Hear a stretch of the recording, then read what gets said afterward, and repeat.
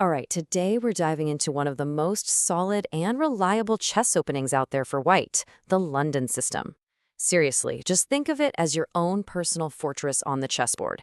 It's an opening that gives you safety, a super clear plan, and some pretty serious attacking potential, all without having to memorize a mountain of theory. Let's be real for a second. You know that feeling, right?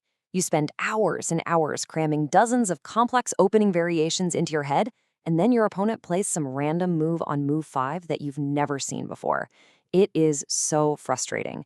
But what if there was a better way? A way to start every single game feeling confident without all that stress? Well, there is, and it's called the London system. Now, the magic word here is system. This means that instead of just reacting to whatever your opponent is doing, you're focused on building your own powerful setup first. You build your fortress, get your pieces to their best squares, and then you launch the attack from the incredibly solid base. It's a plan that's just so tough for your opponents to crack. Okay, so what's the big deal? What makes the London so popular? Especially for players who want to spend their time actually playing chess instead of just living in an opening book.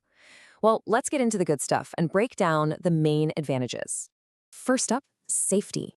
You build this absolute rock of a pawn structure that basically puts a force field around your king. It's so hard for your opponent to land a surprise attack. Second, and this is huge, it's very low on theory. You're learning a set of core ideas, not 1,000 specific lines. That means you can play it against almost anything black tries. And third, you've always got a trick up your sleeve. There's this constant lurking threat, often in the form of the famous Greek gift sacrifice, which can just rip open their king's defenses and keep them nervous the entire game. So, you're sold on the idea, right? But how do you actually build this fortress? Don't worry, it's way simpler than you might think. The whole goal is to get to a very specific and very powerful pawn setup. Let's just walk through the moves. Okay, it almost always starts with d4. You're just planting your flag right in the center of the board. Then comes this signature move, bishop to f4. This gets your London bishop outside the pawn chain right away.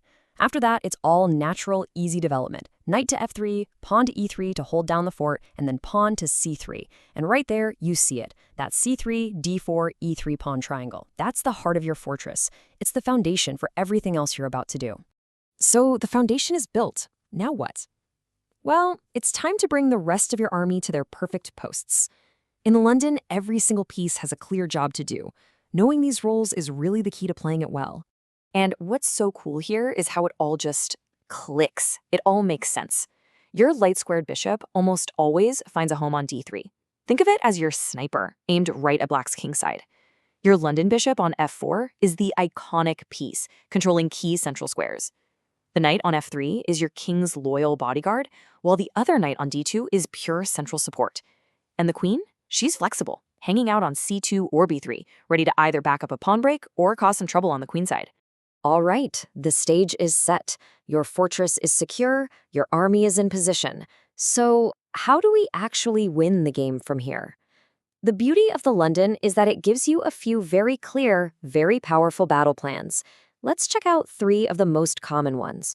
Plan A, the big one, is the e4 pawn push. Once you're all set up, shoving this pawn forward is like kicking down the front door. It just blows the center wide open, unleashes your bishops, opens up lines for your rooks, and starts the main battle completely on your terms. Another classic plan is to get your knight to the e5 square. I'm telling you, when a knight lands on e5, supported by your pawns and pieces, it becomes an absolute monster. It's like a giant spider in the middle of the web, controlling everything, cramping black's position, and daring them to do something about it. So what happens if your opponent is super passive? They just sit back and defend against all your kingside ideas. No problem at all. The London is flexible. You just pivot and start expanding on the queen side with your b and c pawns. You just start squeezing them, taking space until they have nowhere left to move. Of course, chess is a 2-player game, right? Your opponent isn't just going to sit there and let you execute your master plan. They're going to fight back. So let's look at a few of the most common challenges so you're never caught off guard. Here's a quick and dirty cheat sheet. If they challenge your center with the move c5, your plan is simple. You've already played c3 to support it. Done. If they attack your famous London bishop with their bishop on d6, you have a choice. You can either trade it off, which is totally fine, or just tuck it away safely on g3. And if they try to get clever with an early queen to b6, attacking your b pawn, the standard reply is queen to b3. You defend and create a counter threat. See?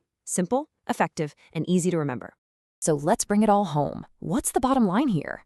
With the London system, you get a safe, solid position in pretty much every single game.